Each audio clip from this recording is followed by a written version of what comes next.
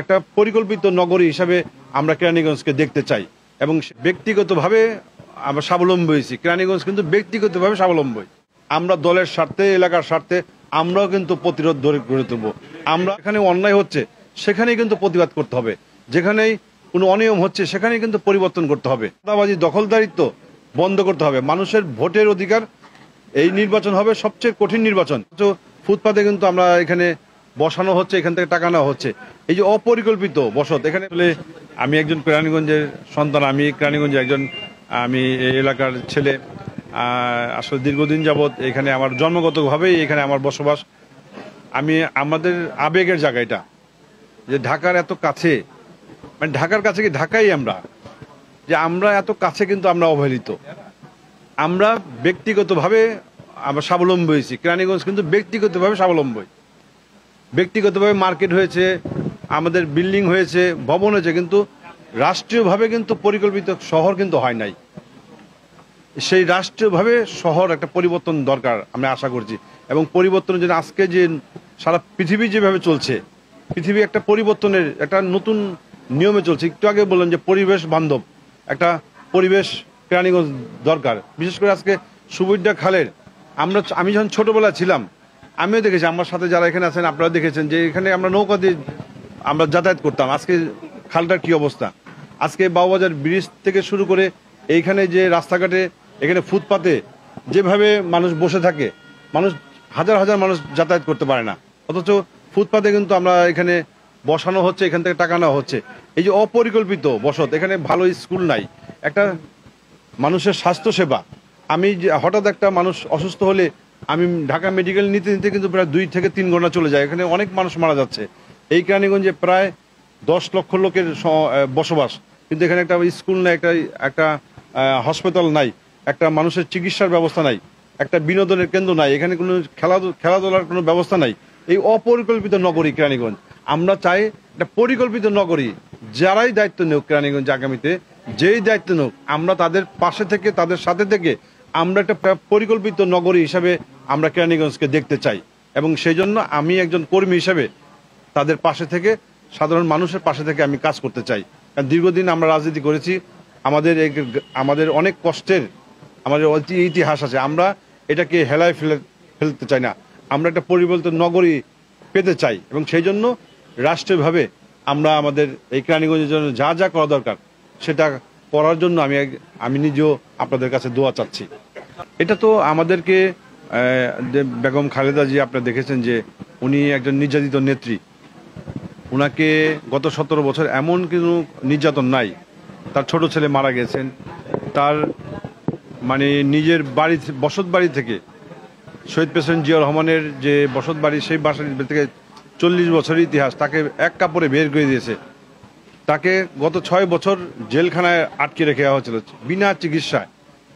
তাকে দেশের ডাক্তাররা বলেছে যে এখানে তার চিকিৎসা নাই, সে যে কোনো সময় বড় বিপদে পড়তে পারে। তারপরে কিন্তু গত সরকার কিন্তু তার চিকিৎসা দেয়নি। কিন্তু এই পরিবর্তনের পর কিন্তু তার বক্তব্য শুনেছেন যে উনি বলেছেন যে আমি প্রতিহিংসার রাজনীতি করি না, আমি প্রতিহিংসার মানুষের ক্ষতি হয় এমন কাজ করবে না।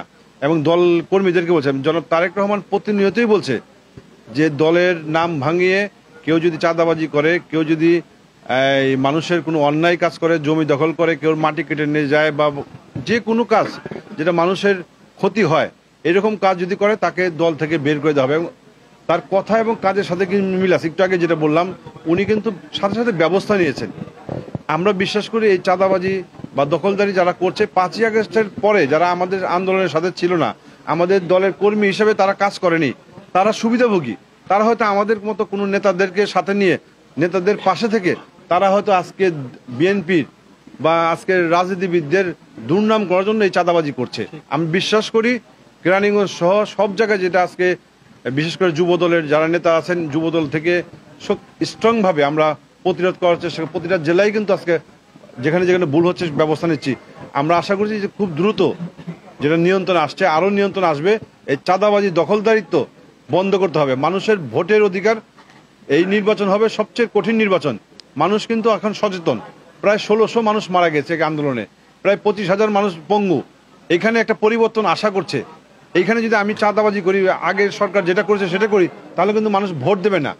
সেই জন্য আমরা বিশ্বাস করি যে বিএনপিকে যারা ভালোবাসেন মনে প্রাণে, তারা অবশ্যই এই চাঁদাবাজির বিরুদ্ধে আমরা আশা করব যে যাদের সাথে আছে তাদের কাছ থেকে তাদেরকে দূরে সরানোর ব্যবস্থা করবেন।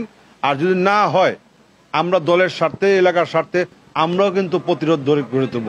আমরা এই এলাকাকে চাঁদাবাজ মুক্ত, সন্ত্রাস মুক্ত, মাদক মুক্ত, আজকে মাদকের প্রতিটা জায়গায় জায়গায় আজকে মাদককে ব্যবস্থা, আজকে যুব সমাজকে ধ্বংস করার জন্য একটি প্রতিবেশী রাষ্ট্র বাংলাদেশকে আজকে মাদকে আজকে আজকে পরিবেশিত করা হয়েছে। এখানে মাদক মুক্ত আজকে এই ব্যবস্থাটা করতে হবে, এটা আজকে সময়ের দাবি।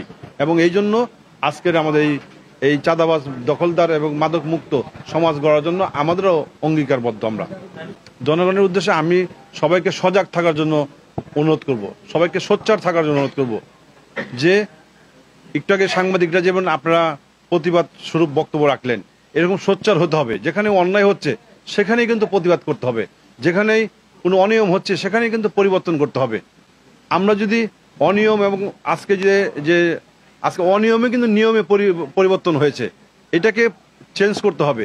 আজকে সবাইকে সজাগ থাকতে হবে এবং আমার নিজের এলাকার স্বার্থে, মানুষের স্বার্থে আজকে আমাদেরকে ঘুরে দাঁড়াতে হবে। আমি মনে করি যে কমিউনিটির মাধ্যমে, বিভিন্ন ছোট ছোট কমিউনিটি করে, বিভিন্ন আঞ্চলিক আজকে ইউনিটি করে আমাদেরকে কেরানীগঞ্জের উন্নয়ন, কেরানীগঞ্জের সন্ত্রাস, কেরানীগঞ্জের চাঁদাবাজি, কেরানীগঞ্জের দখলদারিত্ব, এগুলা থেকে মুক্ত করার জন্য আমরা পরিকল্পিতভাবে আমরা জনগণকে আশা করব যে আপনারা পাশে থাকবেন। আর আমরা রাজনৈতিক কর্মীরাও আমরা এই বিগত সময়ে যে রাজনীতি হয়েছে, হয়তো একসময়ে যে রাজনীতিবিদরা যে অন্যায় করেছে, অবিচার করেছে, 5ই আগস্টের পর কিন্তু এখান থেকে আমাদের শিক্ষা নিতে হবে। এই শিক্ষাটা আমাদেরকে উপলব্ধি করতে হবে যে একজন দলের মহাসচিব বলে যে আমি 5 ঘন্টায় বাথরুমে পলাইছিলাম। এটা তো লজ্জার ব্যাপার যে আপনি এমন কি করলেন যে 5 ঘন্টা আপনাকে বাথরুমে পালিয়ে থাকতে হয়। তাহলে এইখান থেকে আমাকেও শিক্ষা নিতে হবে। আমি যদি জনগণের পক্ষে না থাকি, জনগণের পাশে না থাকি, তাহলে আমার এই অবস্থা কিন্তু আমারও হতে পারে। তো এখান থেকে আমাদেরও শিক্ষা নিতে হবে। তো জনগণের পাশে রেখে আমরাও আমাদের যে 5ই আগস্টের চেতনায় আমাদের গত 17 বছরের যে অবস্থান বিবেচনা করে আমরা জনগণকে পাশে যেতে চাই এবং আমরা কেরানীগঞ্জের জন্য কাজ করতে চাই। ধন্যবাদ সবাইকে।